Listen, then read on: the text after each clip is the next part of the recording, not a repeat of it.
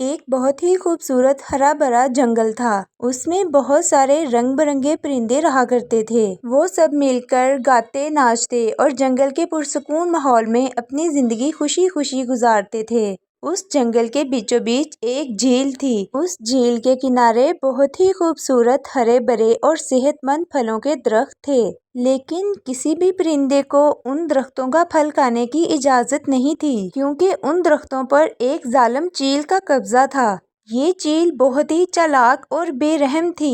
وہ ہمیشہ اسی تاک میں بیٹھی رہتی تھی کہ کوئی پرندہ پھل کھانے آئے اور وہ جیسے ہی ان درختوں کے قریب آئے وہ اسے دبوچ لے۔ اس لیے ان درختوں کے پاس جانا موت کو دعوت دینے کے برابر تھا۔ اسی جنگل میں ایک کوا رہتا تھا۔ ایک دن ان درختوں پر لگے ہوئے خوبصورت آموں کو دیکھ کر کوے سے رہا نہیں گیا اور وہ آم کھانے جھیل کے پاس چلا گیا۔ جیسے ہی وہ ایک آم توڑ کر کھانے لگا، چیل آسمان کی طرف سے آئی اور اپنے مضبوط پنجوں میں کوے کو دبوچ لیا۔ کوا زور زور سے چلایا، مجھے چھوڑ دو، مجھے معاف کر دو، میں دوبارہ یہاں نہیں آؤں گا۔ چیل نے کہا، ٹھیک ہے، اگر تم اپنی جان بچانا چاہتے ہو تو روز میرے لیے 2 پرندے لے کر آنا، میں تمہیں اس کے بدلے پھل کھانے دوں گی۔ کوا جو کہ بہت زیادہ گھبرایا ہوا تھا، وہ فوراً مان گیا۔ اگلے دن کوا اپنی چالاکی دکھاتے ہوئے پھل لے کر طوطے کے پاس گیا۔ اس نے طوطے سے کہا، دوست، یہ دیکھو، میں تمہارے لیے میٹھے آم لایا ہوں، کل میرے ساتھ چلو اور درختوں سے تازہ آم توڑ کر کھاؤ۔ طوطے نے حیرانگی سے پوچھا، تمہیں چیل نے نہیں پکڑا؟ وہ تو کسی کو پھلوں کے قریب نہیں آنے دیتی۔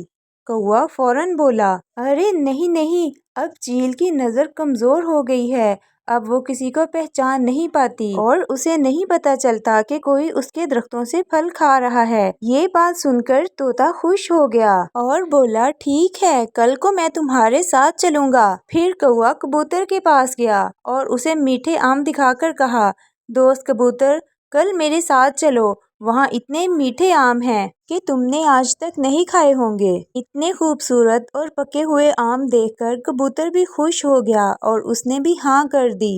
پھر وہ بلبل کے پاس چلا گیا اور کہا، بلبل بہن، وہاں تو اتنے مزے کے امرود لگے ہوئے ہیں کہ تمہیں زندگی بھر یاد رہیں گے، چلو میرے ساتھ کل، میں تمہیں وہاں لے چلتا ہوں۔ بلبل بھی خوش ہو کر اس کے ساتھ جانے کو تیار ہو گئی۔ اب کوا خوش ہو کر رانی چڑیا کے گھر پہنچا۔ رانی چڑیا بہت ہی سمجھدار اور ہوشیار چڑیا تھی۔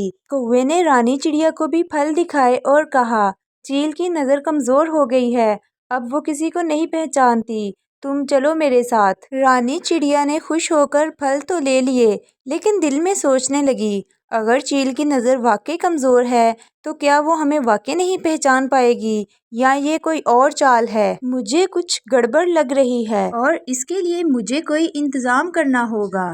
رانی چڑیا نے چھپ کر ایسا انتظام کیا کہ جو سبھی پرندوں کی جان بچا سکتا تھا۔ پھر کوا سب پرندوں کو لے کر چیل کے غار کی طرف پہنچا۔ جب سبھی پرندے پھل توڑنے میں مصروف ہو گئے تو کوے نے اپنی چالاکی دکھائی اور زور سے پکارا، چیل رانی، آ جاؤ، تمہارا شکار حاضر ہے۔ چیل فوراً غار سے باہر نکلی۔ اس کی خوفناک آواز سن کر سب پرندے کانپ گئے، لیکن رانی چڑیا نے ہمت کر کے وہ لال مرچوں کا پاؤڈر جو اس نے اپنی ٹوکری میں چھپایا تھا، وہ چیل کی آنکھوں میں پھینک دیا۔ چیل زور زور سے شور مچانے لگی اور سارے پرندے وہاں سے اڑ کر دور چلے گئے اور سب محفوظ مقام پر پہنچ گئے۔ رانی چڑیا نے کوے سے کہا، دوستی کا مطلب دھوکہ دینا نہیں ہوتا، جو اپنی جان بچانے کے لیے دوسروں کو خطرے میں ڈالے وہ کبھی دوست نہیں ہو سکتا۔ اس کے بعد سب پرندوں نے مل کر کوے سے دوستی ختم کر دی اور کوا ہمیشہ اپنے کیے پر پچھتاتا رہا۔